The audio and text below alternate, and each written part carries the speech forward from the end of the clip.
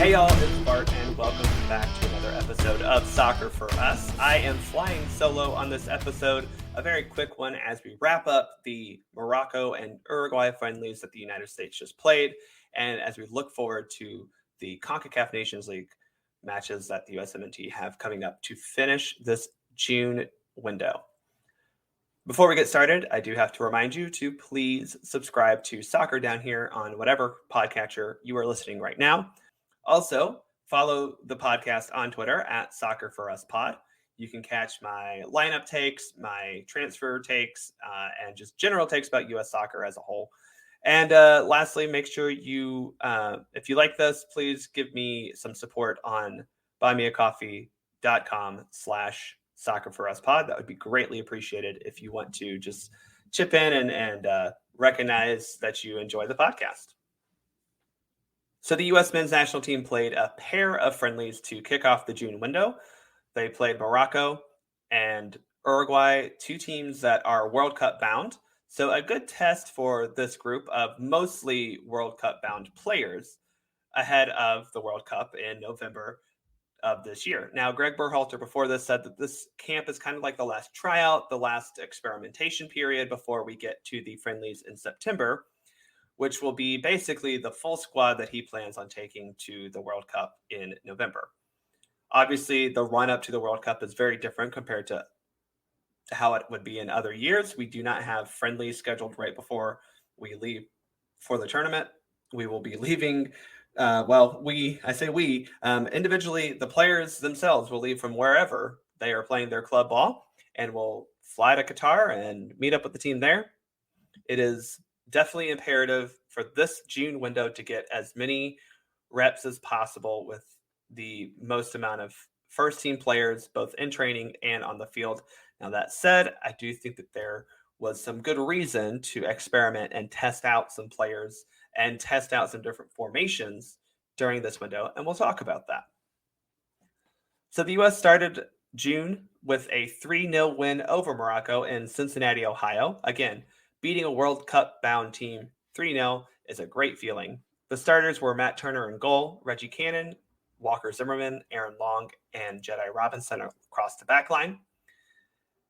Tyler Adams, Yunus Musa, and Brendan Aronson started in the midfield. And our front three were Tim Weah, Jesus Ferreira, and Christian Pulisic. The biggest talking point, I think, from this game was the fact that we kind of had a little bit of an inverted midfield from what we usually see. Normally, under the Berhalter system, we've seen two attacking mids, or the dual 8 system, as we refer to it a lot of times here. And then we had a single defensive midfielder. In possession, and actually a lot of times even in pressing, that was inverted. We had a triangle pointing up. So the point of the triangle was in possession, Brendan Aronson, and then you had Yunus Musa and Tyler Adams as the base of that triangle. This also came with kind of a inverted right back to create a 3-back system with Reggie Cannon coming inside on the field to create a 3-man back line with Walker Zimmerman and Aaron Long. Now, I will say that I really liked this formation against Morocco, a team that was not as eager to press us, not as intense in defending, and it really allowed our best playmakers to get upfield and combine. It really opened up space for both Christian Pulisic and Jedi Robinson to operate on the left side. However, I do think that there was some clogging in the middle at the very top of the new diamond that was kind of created, which was the Ferreira, Pulisic, Aronson diamond that they created with that front three attacking toward goal. I thought there were some times that they kind of occupied similar spaces. Granted, I think that could be because as a team between those three guys on this team anyway, they haven't really played together in that position. I'm sure Berhalter drilled it in training, but it wasn't something that we've done in practice. And it's a little different when you have guys who actively want to bring you down to the ground or take the ball off of you, as opposed to just training where you're running through exercises. But I thought Aronson kind of filled this role really well as an attacking mid, a true attacking mid. We've seen him do this at RB Salzburg a lot, and I think he'll probably be expected to do this a lot at Leeds when he gets there under Jesse Marsh, where he drives the attack forward and he does a really good job of turning quickly and heading upfield, be it finding a pass or just dribbling. I think the thing that a lot of people saw or thought of when they saw this formation was that Gio Reyna could also fill this role. And I think both of those guys fill an attacking midfield role very well. And it's just, I think the biggest thing is a wrinkle that we can. It's not a tactical shift necessarily. It's still very much the same philosophy that Berhalter has instilled on this team and the same system for the most part. But you are finding a different way to put the five guys across the attacking line, which is something that Berhalter obviously wants to do. And then it also creates a five-man back line, if you will, that gives you a couple of layers. It wasn't a great defensive formation, but again, I think that could be because we as a team weren't familiar with defending in this formation in live action. I liked it. I don't know how much we can extrapolate from this, both good and bad, but I think it's good that we tried to run this formation out there in a game that was very high level, but not super competitive. So we got 2 goals in the first half. The first came off of a long ball from Walker Zimmerman over the top. He spotted a Christian Pulisic running through behind the back line. Christian Pulisic did a great job to take a touch down from a long ball over the top. He controlled it nicely, is able to still use it to take a first touch toward goal and also away from the defender. Dribbles into the box, beats a couple of defenders, passes back to a wide open onrushing Brendan Aronson, who slots it home, and we're up 1-0. A great example of how I think this team can be vertical. We've heard that verticality a lot. And I think it's a good example of Walker Zimmerman actually has some decent passing range in his arsenal. I know he's not the best at passing or on the ball, but I think this proves that he's still a professional soccer player and has adapted and found a way that he can impact the game and help this team when he's distributing the ball. We got our second goal about 4 minutes later, thanks to Tim Weah cutting inside and ripping a shot that the keeper misjudged. But I will say that the ball knuckled, it got through a couple of defenders, and it was a tough shot to deal with. And I think my takeaway is that, hey, this isn't a goal if you don't shoot it, right? That's a good job from Tim Weah to just have a rip. And he did this frequently throughout the game and I think a lot of our guys did, of just if you have a touch and have space, have a rip, Berhalter did make 3 subs at the half. Cameron Carter-Vickers came on for Aaron Long.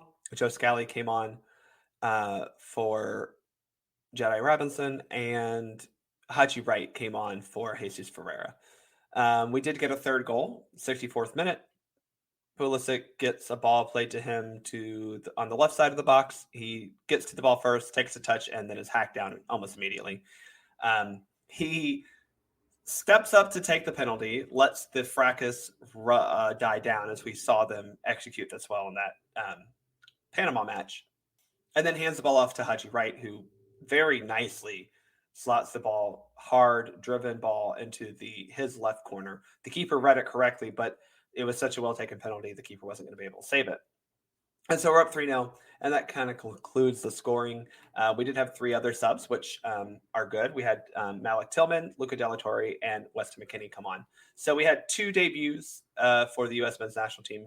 Actually, 3 at the senior level, I should say. We had Joe Scally, Haji Wright, and Malik Tillman all make their debut this game. Loved that. A couple of things that we saw after the first half and after the subs were made. I do think that Haji Wright is someone who we could see make a World Cup roster. I don't know how much better he makes the team right now. And I think this is where we get into that Ferreira conundrum of he's a great facilitator of the attack. The attack most of the time looks very smooth when he's on the field, and we create a lot of chances when he's on the field. The problem for Ferreira is he doesn't score the chances that he gets in or that he creates. Haji Wright didn't really take advantage of those either. And so I think that the thought process for me after this is I still think Ferreira is our starting striker because I don't think anyone else has given us the amount of opportunities to score as he has. But I don't think either of those guys did anything to make me feel confident that we're going to score, that they're going to score, I should say, when they're on the field. And that's the problem I have with our striker position right now.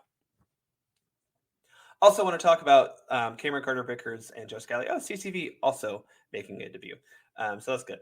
I thought CCV was fine. He had some bad moments. He also had some good moments. And that's to be expected from what CCV does and the way he plays soccer. I think that he did have a couple of times where he misjudged the ball. And that could be a number of reasons, but I would like to see that improve. I also don't think that he necessarily moved up the depth chart, right? That's fine to say. He is a guy who is in the center back pool, but that doesn't mean he's near the top. Okay. And then Joe Scally did, I thought, a very serviceable job at left back. I know that he kind of gave up a penalty in the second half that wasn't at all a penalty, and Matt Turner ended up saving it. I know he didn't save it. I know it was missed, but I'm a goalkeeper, and we'll just say that he saved it. So I think, ball don't lie, it wasn't a penalty, and we move on. I thought other than that, he was pretty good. His passing numbers were very good. He was like 22 of 23 for passing or something like that. And won a fair amount of duels. I think it was 50% on duels. So that is good against, again, Morocco, playing not as, I think, intensely as they normally would. I mean, they had some sort of AFCON qualifier, I think, after this. So it's not like they were using us as, they were just using us for exercise at this point to get a team together and play before having to gear up for a game that matters, similar to how we were. But I do think that it's important to note that he played pretty serviceably. He did not look out of place necessarily against a World Cup bound team. And that's important to note when we talk about his performance in the next match against Uruguay. Also in this, we saw Luca de la Torre as a deep flying midfielder. I liked that. I know it wasn't for a long time, but I think Luca does bring to this team the ability to play kind of any of those positions in the midfield fairly solidly. Again, I think this performance was much better than his performance against Uruguay, but again, Uruguay is a very good soccer team with very good soccer players on it. And Morocco is a pretty good soccer team with some very good soccer players on it as well. But I thought he did a decent job as that deep line midfielder. He was able to create a lot through that. And in both games, I thought he did an okay job of snuffing out an attack or two. This game didn't have a whole lot that he needed to do. Again, he didn't come on until like the 85th minute, so it's not like he had a lot of duties to see to. But it's just important to note that he's getting minutes. I don't know where he sits on Berhalter's depth chart, especially now that we have Brendan Aronson performing well at the 8th spot. But we'll talk about that once we're done evaluating both games. I thought the other thing I learned from this game was that Christian Pulisic is going to be okay. I know we've worried about him up and down during qualifying, but I thought in this game he was very, very lively on the ball. And I even think against Uruguay, he was a pretty lively player. I think this game he had a little bit more space, which shockingly, when a team is not trying to kick the ball away or kick you every time you dribble at them, you're going to do better. But I thought he really showed out this game and impressed me anyway. So that's my thoughts on the 3-0 win against Morocco. Again, it's a 3-0 win against a World Cup bound team. That's positive. Moving on to this match against Uruguay, it was a 0-0 draw in Kansas City. Uruguay did not start their first choice 11. We know this, but Berhalter also didn't field his best 11 either. And I think we do need to note that. But Uruguay was definitely a much weaker side to start the game than our team was. But they're still, again, a World Cup bound team with some very good players. And they even had very good players starting. And they gave us a lot of things to think about. And I think for me, that's the best thing about this match is that we didn't lose. So there's not like you don't need to have the negativity, right? You didn't win. So there's not unbridled positivity. But you can take a measured look and go, okay, we didn't lose to Uruguay. We've known for the past 8 years that they're a pretty good team and a World Cup, I don't want to say contenders, but they're quarterfinalists at least, I should say, and could be semifinalists as best. So they're a team that is a very good performing team with, again, very good players on it. and a team that just beat Mexico 3-0 right before we played them. So it's important to just look at all of that and understand as we evaluate that this was not this is not necessarily something you can just say, oh, well, it was their B team, so it's fine. It was their B team, so it wasn't good. They were good, they were bad, and that's the positive for me of this is that Berhalter has things to learn, both negatively and positively, from this match. So let's get into it. The starting lineup was one that we all talked about before the match, and it's very interesting. Sean Johnson starts in goal. DeAndre Yedlin, Walker Zimmerman, Aaron Long, and Joe Scally across the back line. The midfield was that very familiar Adams, Musa, McKinney midfield.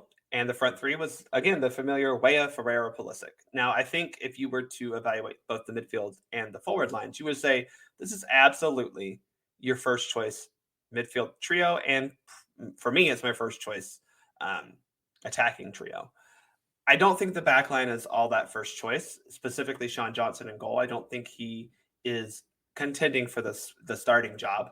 And I don't think that Yedlin, Long, or Scally are necessarily their first choice at that position either, although I think Greg Berhalter loves Aaron Long and gives him every opportunity to possibly succeed, despite not giving opportunities to other people to play. But it wasn't the best back line to deal with a pretty mobile and dynamic front attacking line from Uruguay. I think for me personally, I don't want to get too much into the weeds because there was a lot of positives and negatives. I think the first half we actually took it to them. I think that we were fairly good defensively as a team. I thought defensively, individually, though, we sucked. And specifically want to call out Joe Scally because he had a pretty bad game. And it's okay to say that. You know, he had a bad game for the United States men's national team. We have seen a lot of people have bad games for the U.S. men's national team, yet they continue to get called up by Greg Berhalter. So, you know, this is where you have to weigh some comments by Berhalter of like, oh, he hasn't picked up the system well enough, and go, okay, that's one thing. And go, okay, his performance wasn't good. So this is what you have to look at when he's playing for the red, white, and blue. But you also have to go look at how he plays for Borussia Mönchengladbach, a very laudable club in the Bundesliga, and he played significant minutes this season, started a string of games when needed, and go, okay, if he's performing well at his club, but it hasn't clicked yet at the national team level, that's okay. It happens, right? I mean, I think that this obsession that Greg has sometimes with knowing the system doesn't really make sense because I don't necessarily think that George Bello or DeAndre Yedlin know the system inside out. I don't think they execute it well, that's for sure. So you can't expect everyone to 100% know your system when you only get them, you know, for 3 weeks, 2 weeks every other month. And I think Scally suffered a lot, though, individually, and that's where I have my most concerns is that he looked outmatched. Now, that I think could be because he wasn't expecting the level to be where it was, or maybe the just pace of the way that Uruguay plays is different than the way that he sees in the Bundesliga, or maybe his instructions defensively are different. But I do think that he was very eager, but I think his eagerness was his downfall because he went flying into tackles a lot of times, or challenges, I should say, and did not come out winning them. It was not that great. He did not look good in possession. He oftentimes just kind of had to go backwards and put either a center back or the goalkeeper under great stress, and it resulted in us not being able to keep possession. So he may not have personally had the turnover, but his pass led to the turnover. I have to say it just wasn't a great performance from Scally, but I again say that his performance against Morocco was very serviceable. Like if that were the performance you were to get from a backup left back, because I think that's the other thing. We're not asking Joe Scally to start, right? What we're trying to find is who is the second best left back in our pool.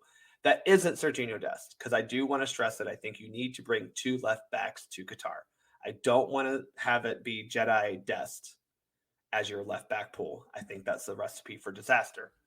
But that's just me. I don't know what Berhalter really wants, but I do think we have to say that right now he's evaluating a can someone give me something close to what Sergiño Dest can give me at that left back position? Because Jedi is your starter. We don't know who that backup is yet. Next player from this team from this game that I want to talk about was Sean Johnson.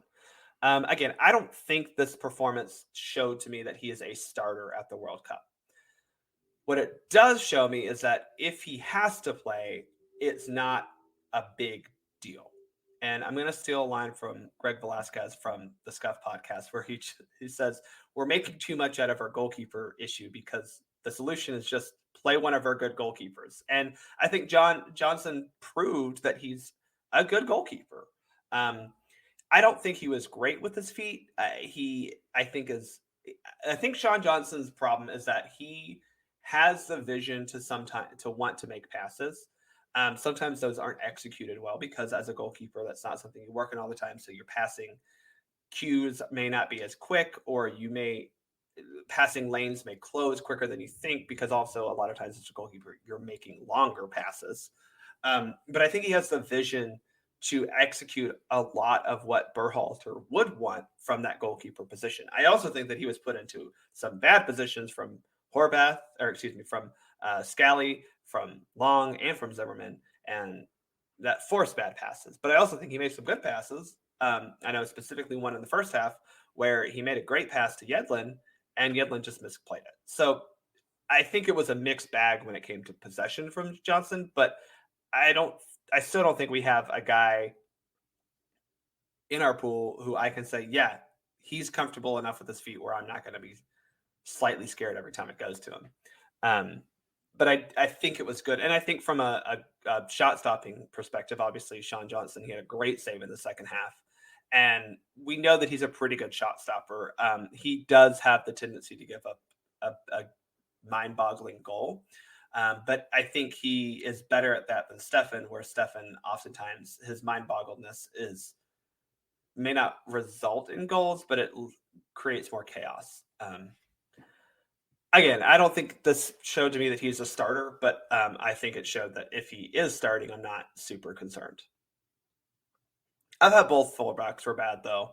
And that's kind of what I want to get back to Johnson actually Johnson and then Long and Zimmerman, and say, I'm not judging them too harshly in this game about anything, because I thought Yedlin was terrible, and I thought Scally was bad as well.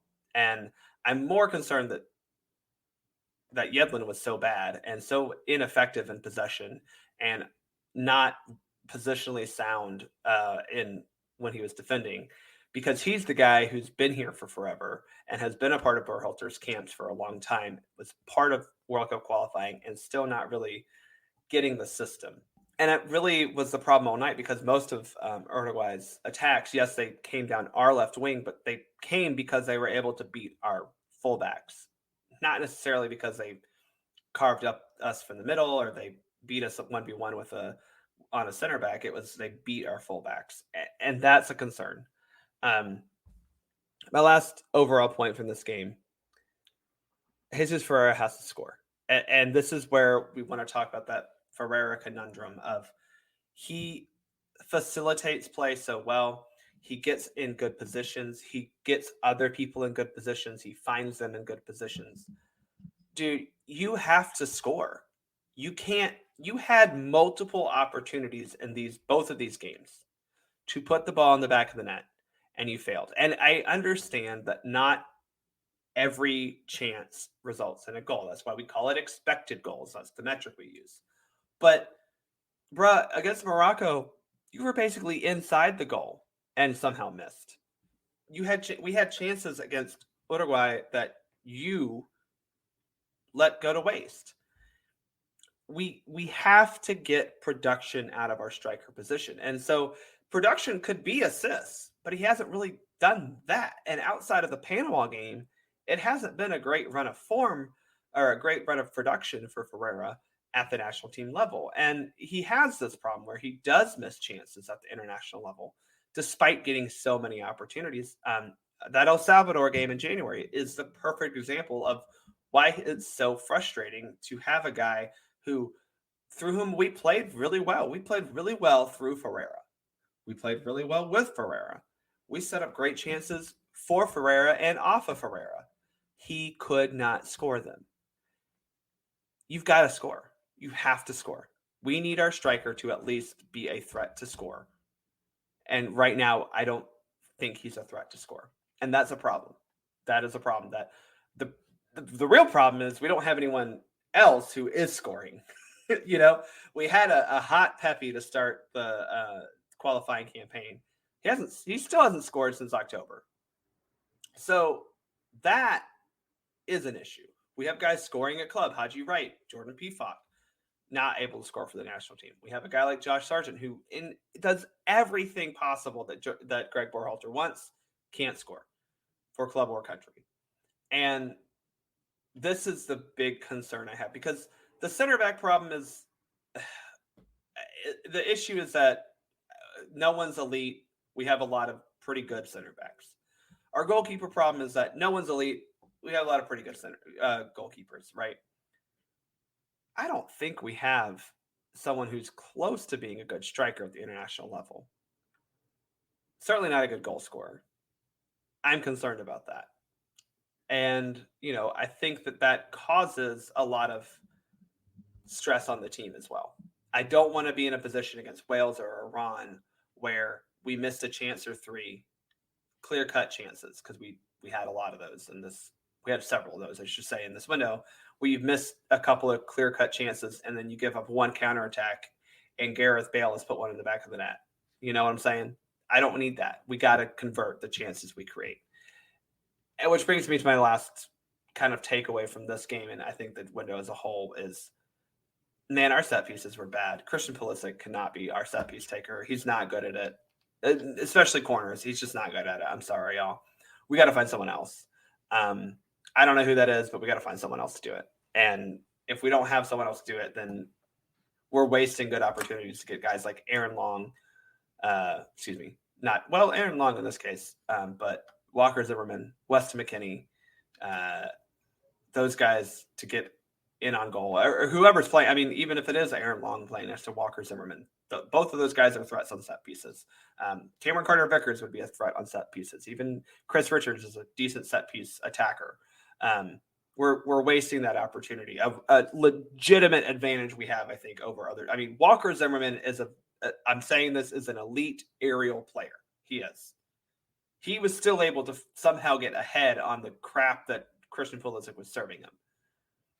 We can't let this just not be something that, listen, I know Alexi Lalas loves to set pieces.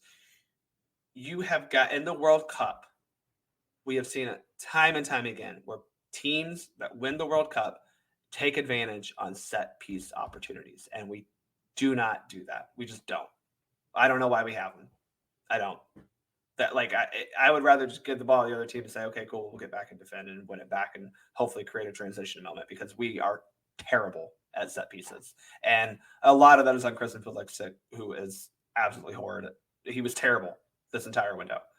Someone do it. Figure it out. I don't know who it is. Someone do it.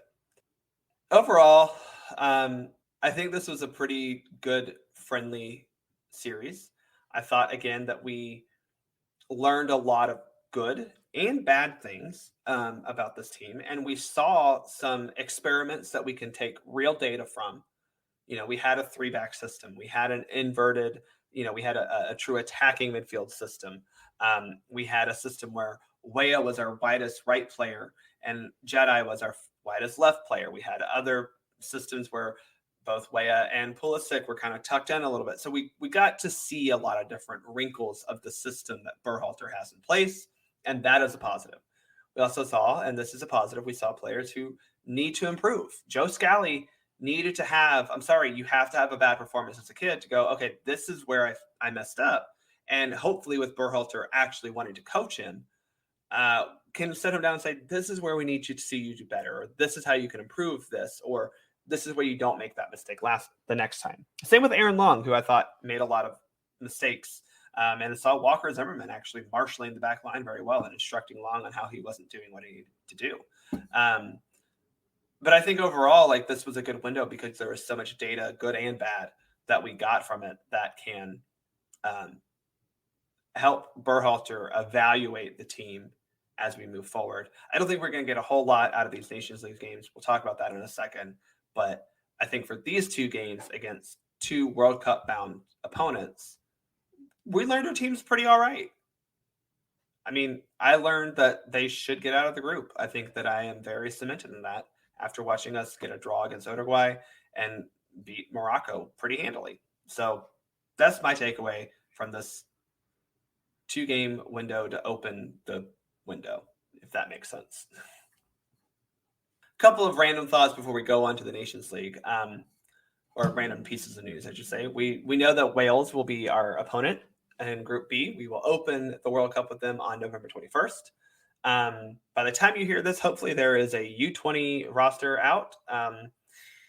We'll get into this later on, but I do want to have the discussion about the obligation MLS clubs have to U.S. soccer to release players for youth tournaments. Now, the issue is that this tournament is not in the FIFA window. It's not even in – it doesn't even start in a FIFA window. It completely is outside of a FIFA window, and I think that's a big miss, and I'm blaming Concacaf for that. I know everyone wants to blame MLS clubs for not releasing players that actually matter to their club, but that's on Concacaf. I'm sorry. You could have started that during this window easily and said, okay, hey, we're starting it the 10th, and it's going through the end of June, instead of playing the whole thing outside the window and putting MLS clubs at a decision where do they want a player to miss 4 matches for them just so they can go play in a CONCACAF qualifying tournament.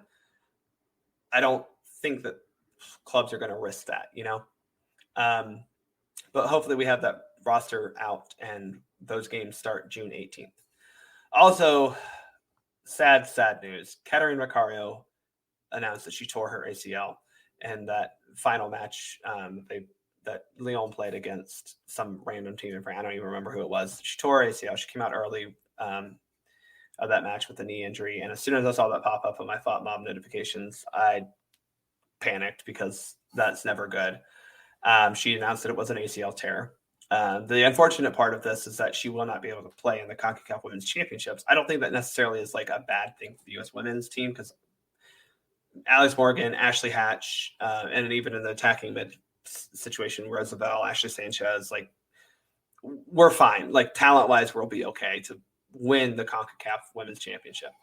But you just hate to see this about a year before the Women's World Cup starts. And ACL tears, you can come back to play within 9 months. That doesn't mean you're up to the level that you were at. So I'm just really hoping that she can get back quickly and get back to the level she was at, because she was on a phenomenal level for both club and country, scoring for Lyon in Champions League finals. Her and Lindsay Horan are Champions League champions. Congrats to them. That it just sucks, though, that she tore her ACL. And it really hurts me because she's probably my favorite player to watch right now for the U.S. Women's National Team. I guess I'll be stuck watching Rose Lavelle, but really hoping Kat pulls through. And she said she's going to come back stronger, and I do believe her. All right, let's take a real quick look at the Concacaf Nations League. Reminder that we are the current trophy holders. We won the inaugural tournament with a 3-2 win over Mexico in a thrilling overtime match in Denver last summer. Again, we beat Mexico 3-2 in a final. Mexico lost a final to the United States. Now we have to start our path to keep that trophy. I think this is a significantly easier group than we had last time. Last time we had, if you remember, Canada and Cuba. I think that Grenada might be a little bit better than Cuba at this point, because Cuba was just a shambles, but I don't think the results will be that different. And then we have El Salvador. We go to El Salvador, which is a tricky matchup, but I definitely think that El Salvador is a weaker opponent than even Canada was in 2019. So that's where we stand. We are in League A, Group D, and we just play a round robin, and most points goes on to the finals, which is a two-game knockout tournament. You should be familiar with it by now. We played in one tournament, but we opened with Grenada on Friday, June 10th, and then traveled to play El Salvador on Tuesday, June 14th. Both games kick off at 10 p.m. Eastern. Personally, what I would like to see in these games, because I think they're good ways to test things in a very competitive environment. I think the Grenada match is less competitive, but that doesn't mean we can't test things. And by test, I mean I want to see Joe Scally and either Eric Palmer Brown or CCV start that game. I think Scally needs a redemption game. And if it's not Scally, it needs to be Bello. Give them an easy game at left back. Jedi doesn't need to play this game, right? Give them an easy game at left back, get them a good test, and really be able to give them that confidence boost as they go away from this camp, and both of them as they start their summer holiday. I also would like to continue to see that double pivot, and I think Grenada would be a good team to try that against, because I think that the opportunities will be there from an attacking standpoint to really exploit them with a true attacking mid. I think those would be two things that I like to see. One of those is a continuation. One of those is more of a hope. And so with that double pivot, I'd like to then see kind of how do we make a back three? Is it Reggie Cannon? Is it with a third center back? I'm not quite sure what Berhalter wants, but I would like to still see that double pivot midfield of either Musa and Adams, or maybe De La Torre and Adams, or maybe it's De La Torre and Musa. I don't know. I don't know how much we'll see Weston McKennie in these series of games. He is obviously recovering from a broken foot. He's back and he's been training for Juve, but still not at 100%. And I don't know how much you want to risk him in these competitive games against teams that will probably try to just kick the crap out of you anytime you get the ball. I also want to see a striker score a goal. I'm not asking for much. Score a goal. I'd like to see one in each of these games, but score a goal in these series of games. That'd be great. Someone do it.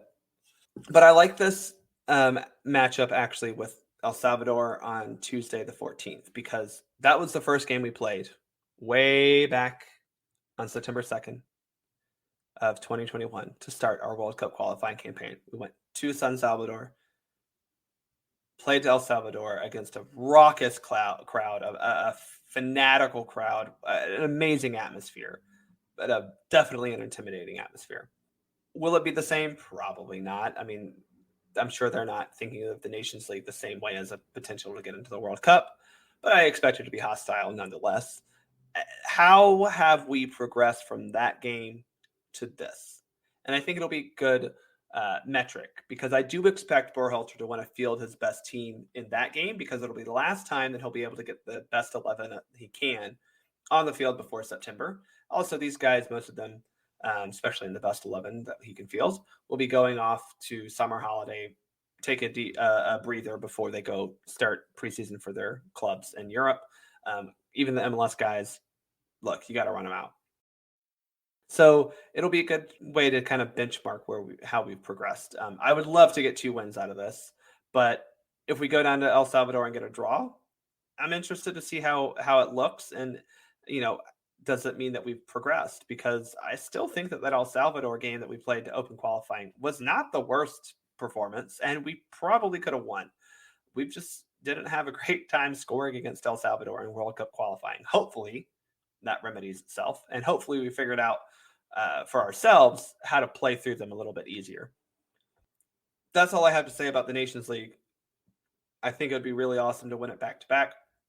That final is March of next year. June of next year. We have these 2 games. We'll play 2 games in March of next year and then have a final in June of next year.